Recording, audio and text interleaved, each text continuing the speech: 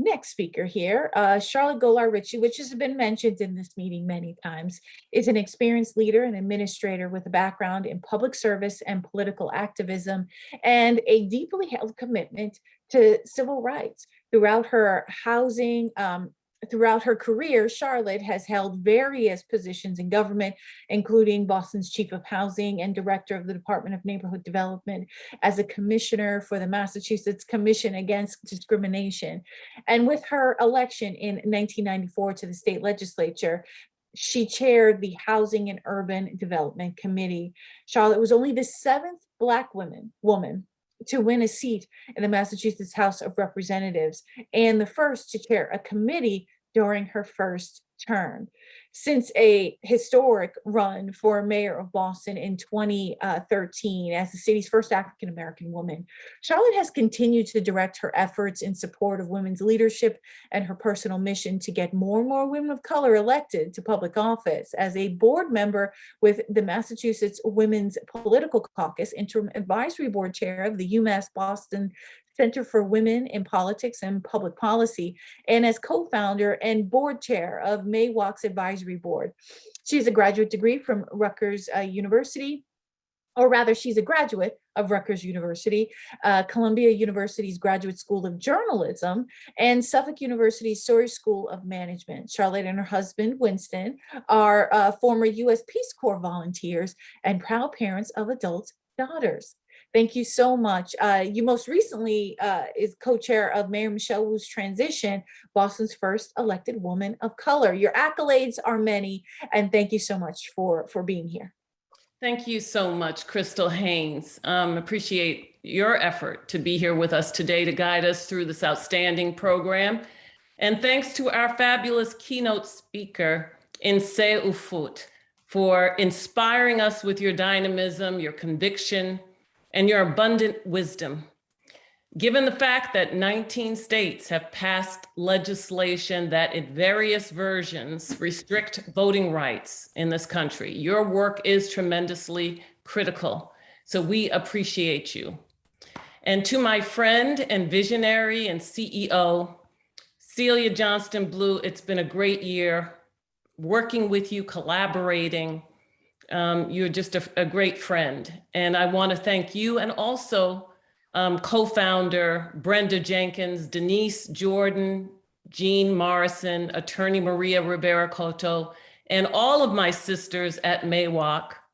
I want to congratulate you on your wonderful program and on your very productive year, and for having faith in me to invite me into your circle and to give me a role in the organization. To our meeting attendees, all of the sisters on the line who joined us today for this wonderful program, and I've seen you participate or engage in terms of the chat. I want to appreciate you too. I want to thank you for spending part of your afternoon with us. I hope that you will be leaving this meeting as energized, as inspired, as motivated as I am. And I do want to applaud our public health honorees. Commissioner Helen Carlton Harris, Commissioner Maddie Castile, and Dr. Sabrina Selk. Thank you for keeping our communities healthy and safe. We need you, we appreciate you. As you heard from Celia at the top of the program, MAWOCC accomplished a lot in 2021. MAWOCC solidified its leadership.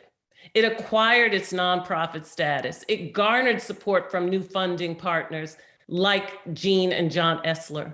MAWOCC deepened its partnerships with women electeds, appointed women leaders, and other women-led, women-focused organizations like the Center for Women in Politics and Public Policy and the Massachusetts Women's Political Caucus, on whose boards I serve.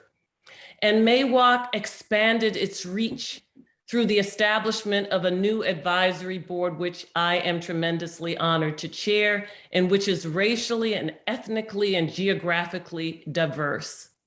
Thank you, Mary Fernandez, Tahira Amatul Wadud, Vera Duagmani Cage, Linda Cavioli, Magnola Contreras, Zoe Harris, Dr. Lorian Sire Jefferson, Colette Phillips, Winelia Rivera, Pat Washington, and also I want to hold up in memory Celia's friend and mine, the late Carol Jane Cornelison. MAWOCC has achieved a great deal on behalf of women of color. That's what this organization is about, and it is squarely positioned to achieve even more in 2022. But this women of color, women-led, women of color focused organization needs more women of color to get involved. That means we need you. We need you to go to the website at the end of this meeting and just sign up to become a member. It's very easy. Be a member of MAWOCC and encourage your friends and your neighbors to become members. If you are not a woman of color, we still welcome you in the role of an ally and a supporter. We know as women of color that we need as many allies and supporters that we can get. Reach out to us and let us know how you'd like to be involved in this dynamic organization. Share your energy and your ideas. Stay connected with us via Facebook and Instagram. I am a MAWOCC volunteer. I am a MAWOCC contributor, and I want you to join me in doing the same. Add MAWOCC to your list of organizations to support. As you can see from today's program, it would be well worth the effort. So I'm going to end with these words by a woman of color who I respect and want to honor here today as we wrap up this program. And that's Ida B. Wells Barnett, who is a remarkable Black woman who we haven't celebrated enough. She was a journalist, an entrepreneur, a champion of civil rights and voting rights. She was a mom.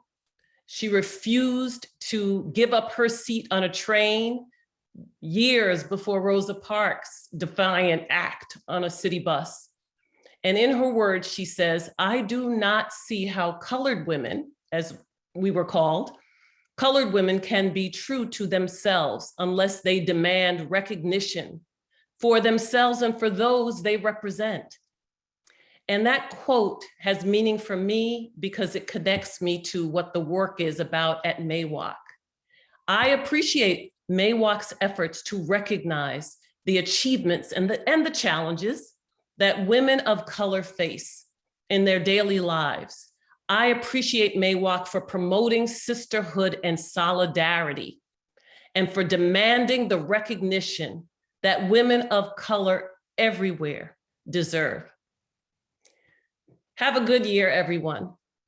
And thanks for all that you do, my sisters at MAWOCC.